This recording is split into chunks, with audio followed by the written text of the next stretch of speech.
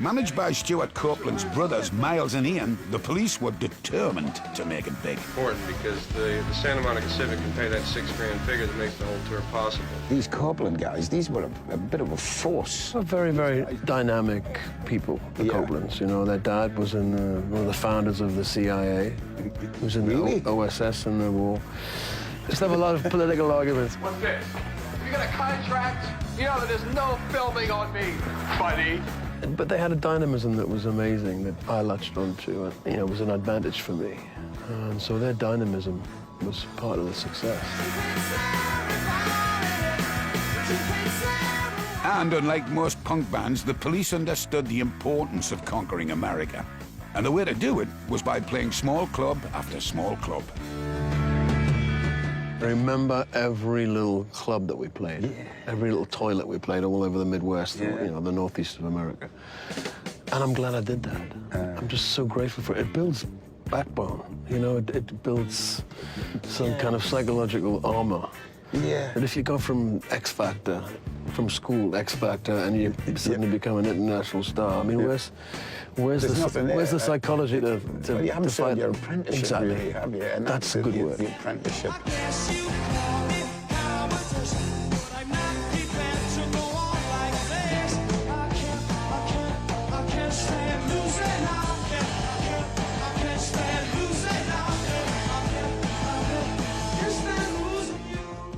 The police first arrived in America in November 1978. We came on Freddie Laker's Airways, 60 pounds. I think it was one way. We didn't have any record company support. They said, don't come, I'm not supporting you. Oh, really? We don't want you here. So we were coming anyway. We got a gig at CBGB's. What was it like that first night? I bet it was brilliant. Well, you know, it's in the Bowery, and the Bowery in those days was the Bowery. I mean, it was a real down part of town. And lots of bombs on the street, smoke coming out of the manholes. You know? I mean, it was like, and we arrived late at night. It was dark. It was in winter. I think we arrived about 8 o'clock. We had to play at 11. Yeah. So we went straight there, and it was kind of a spooky place. And, but you know, it was full of history. Television played there, Talking Heads, Blondie.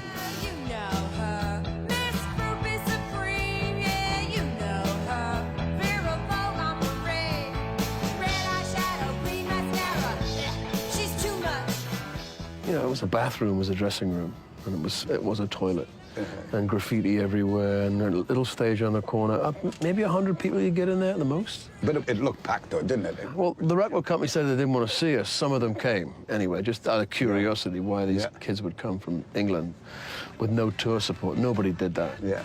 So they came out of curiosity, and it's funny that there's about half a dozen of those people who came are still in my life now. Really? 45 years later. That's brilliant. Yeah.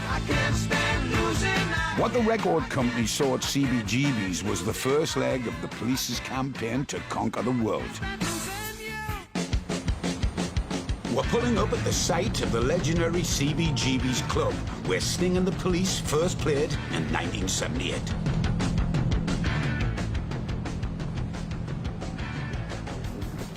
Well, here we are on the Bowery, much gentrified. It's got a lot cleaner, isn't it? This is the same canopy they had before. CBGB's, And it's almost a shrine to the old CBGB's, isn't it? Look at this. Oh, wow. Look at this, look. Isn't that fantastic? Who's this? You know, CBGB's, that was the old days. Look at that. In 1978, CBGB's was at the heart of the New York punk scene. It helped launch classic bands like the Ramones, Blondie, and Talking Heads. You think CBGB's is important to underground music? You know, if you want to talk about, like, punk and underground is bullshit, you call them punk because you got nothing else to say about them. No other way to link them, but it's like the heartbeat that links them, you know? The beat. Rock and roll is music that makes you, you know, feel alive.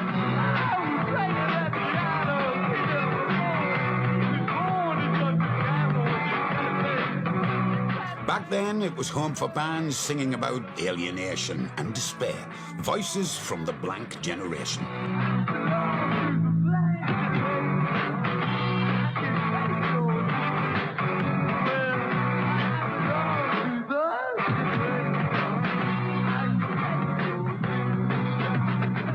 Today, the place is a high-end boutique, but it's also a shrine to the old club and sells vintage items, vinyl and record players. The other day, I put a record on. I haven't put a record on in years, and I started the thing up, and I pulled that on, and I've got one. that magical sound. It's fantastic. I love it. Yeah. Putting vinyl on. It's just wonderful. It's a religious rite. Yep. R-I-T-E. Hi. Hi, darling. The owner is the rock and roll menswear designer, John Varvados. How you guys doing? Hi, how you doing, me son? How are you? Nice to see you, Brian. Good to see you, me Welcome. son. Nice How to have are you here. Good, good. Just looks awfully clean now. That's... It's a little cleaner. Smells a little better. Yeah. There you The go. police are. We got you. There you are. So the stage used to be back over here. Yeah. Kind of at an Right. angle. Yeah. Where that lady is was the dressing room. Yeah, exactly. Yep. Well, it wasn't much of a That's right. dressing room, but It's a toilet, actually. yeah. It's incredible to think that Sting played here almost 40 years ago, and there's a tiny bit of footage of that first American gig.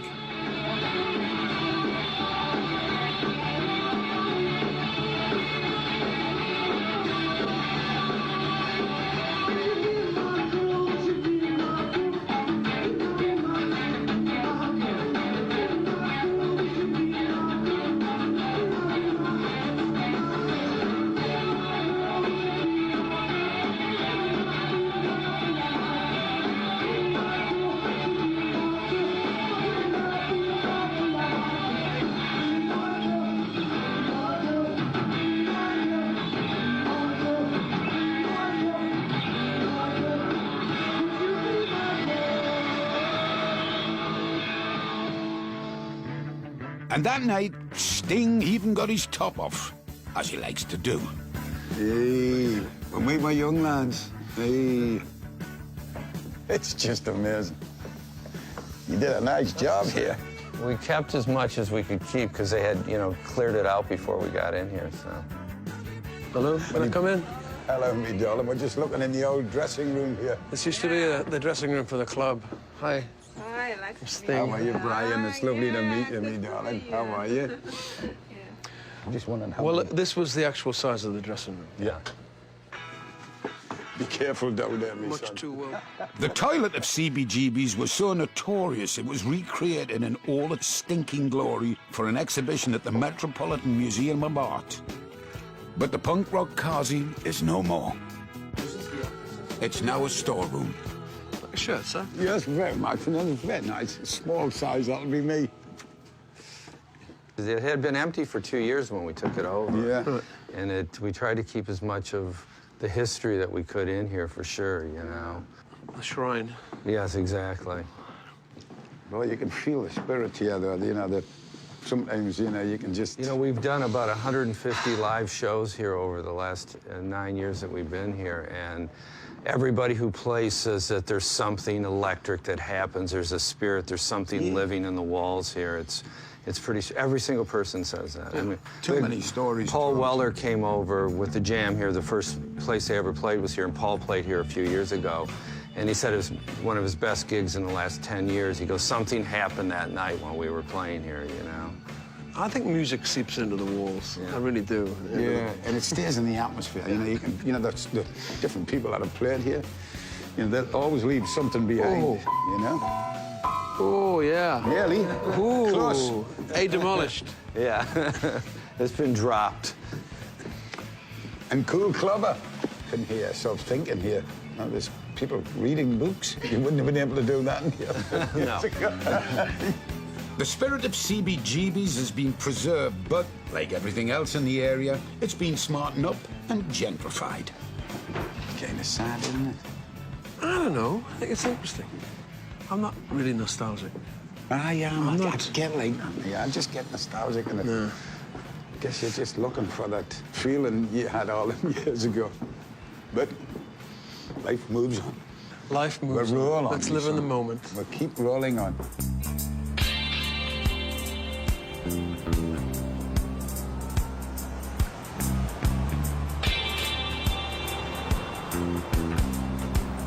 Phoebe's left, right? Oh, this way. Yeah, we go. So after we played the first set at CBGB's, I had enough money for a sandwich and a cup of coffee. So I came down here to a place called Phoebe's. Phoebe's, famous Phoebe's. I think it's still there. Yeah. I think it was much the same weather when I first arrived in New York. It was cold. It's chilly now. And the steam was coming out of that manhole there, as it does. Yeah. Very atmospheric. I want my mummy. With 2 Geordies on the Bowery. The Bowery. 2 Geordies in the Bowery.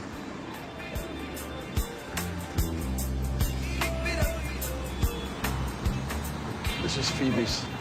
Oh, it's nice, isn't it? It's very nice. Yeah.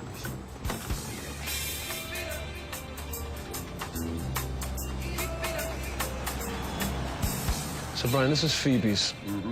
Slightly more gentrified than it was in 1978. But it's the same place. It was a diner at the time. Yeah. CBGB's is 2 blocks that way, and we had two sets. The first one was at 11, the other was like 1 o'clock.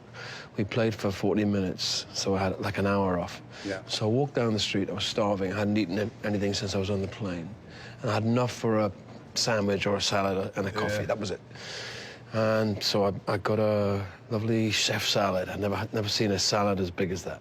And a cup of coffee, and I finished it. And as I put my cup down, the waitress started to fill the cup again. I said, no, I've only got enough for 1 cup. She said, honey, this is America. The second cup is free. Oh, good. So that night, I fell in love with America. I mean, you know, just fantastic. That's cool, of course. It wasn't even proper coffee, remember? It wasn't, it was horrible. Talking about food and all that, here's a question for you, my son. You know, as a singer, during the day before you do a show, I was always terrified eating, you know, I'd have some breakfast, and then about 2 o'clock, I'd get maybe chicken salad. And by the time I went on stage about 9 o'clock, I was pretty much starving. But I always felt good doing that because I didn't want food in your stomach when you're singing. Were you the same? I don't eat before I sing, and I don't drink any alcohol before I sing. No, that's exactly the same as me. But after I come off a show, I will have a beer or I'll have a glass of wine, because that's the only thing that gets the adrenaline down. Gets me back into my body. Otherwise, I've got enough energy to do another show. It's always nice to have a drink after a show. Yeah. That's a good reward. Cheers. Cheers.